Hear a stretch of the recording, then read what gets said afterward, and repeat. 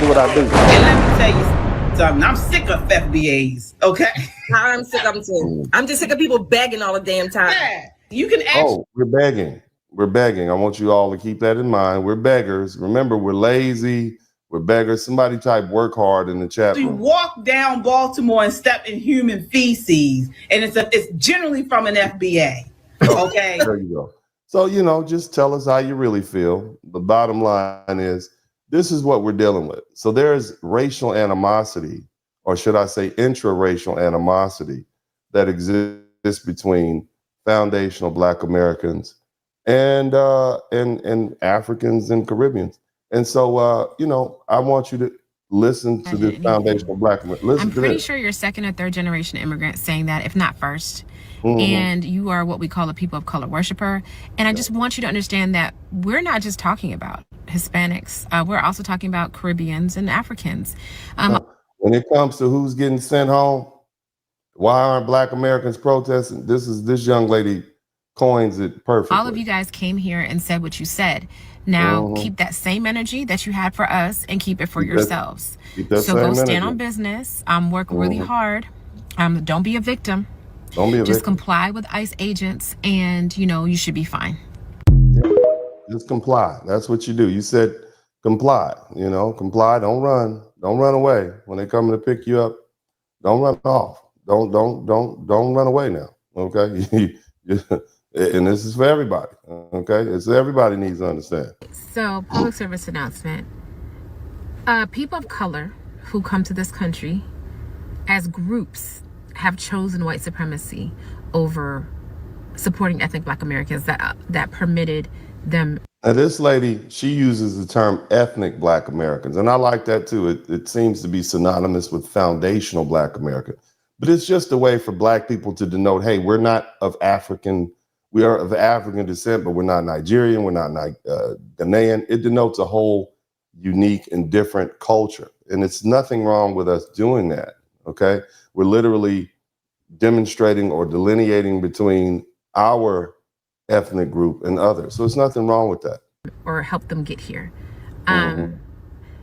We fought for all people to have an opportunity here. And because of that, America became this place where all these different groups were able to come and get success. What we didn't understand is that you guys were coming here to support white supremacy and used us as a transition class, but also used us and misused us. So as groups, we realized that we don't have any allies, and a lot of us are taking the cape off. And that's very unfortunate. That is so very unfortunate. And I think I can speak on behalf of all of the foundational Black Americans and ethnic Black Americans who study this issue. We're very disappointed in many of the Caribbeans and the Africans who come to this country and pile on. Some of the disrespectful statements are just not cool. You don't have any culture, blah, blah, blah. Our culture is so superior. Well, you're welcome to go back to your culture. Don't ask for support, because honestly, the ones that would help you, like me, I used to be one of those people who get on a bus and go protest for you. We're the ones that are not helping you anymore. Some of us still have the cape on. Yeah, see, I'm not gonna help. She's the type that would help. Seems like a nice lady. I'm not helping. Okay, I'm not gonna protest for you. Not out there. Shout out to my man Del Monte Green Beans. Thank you so much. Look, I see one or two people doing most of the contributing, and I certainly do appreciate that. But hey, if you're learning something, let's not just put the burden on one person. Let's all try to contribute. I mean, it just says a lot more instead of having just one person contribute. We got 8 super chats. We got 8, and it's not late.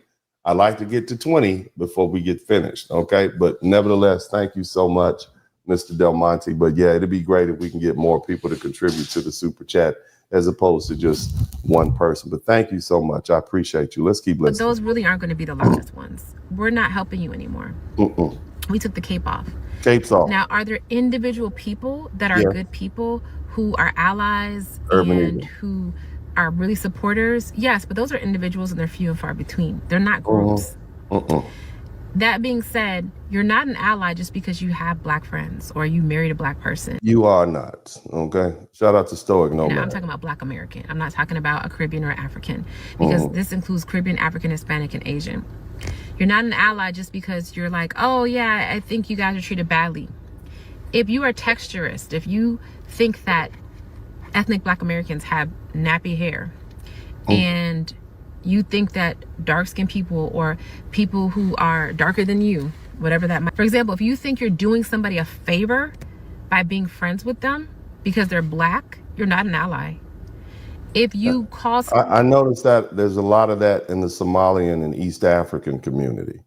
Okay, just let's keep listening. Somebody who has kinky coily hair, dark skin, or certain types of features, if you make fun of it, or if you think oh, I'm better because I'm lighter, or because my hair's straighter, or because my nose is a certain way, or whatever, you're not an ally. Not an ally. If you say that's okay when somebody tells you they're black American, you're not an ally. So just because you're cool with black people doesn't mean you're an ally, or you're on code, or you're not racist. Right. You know what I'm saying? Or you're not colorist. The reason why I know is because of my complexion and my hair. A lot of Hispanics mistake me for being Hispanic. And I hear the things they say to me. You have no idea how many people I've said, oh, I'm black American, to who were Hispanic, and we're like, don't say that. Why would you say that? Why would you say that you're black? I'm like, I'm proud of being black. Yeah. And my thing is, let me say something to most of you all. Most of us foundational black Americans, people who are raised in the culture, we're proud of being black American. I would not want to be any other kind of black other than black American. I'm proud of my history. I'm proud of who I am. I'm proud of what my ancestors have done. I'm proud of the fact that we went through the crucible of slavery, chattel slavery, and we came out the other side a better people. I'm very proud of that. If you can do well for yourself and be successful here in the United States as a person who's been here and whose ancestors have been here for centuries, then you're pretty tough stuff. Okay, as far as I'm concerned. So, we're proud of our country, and I don't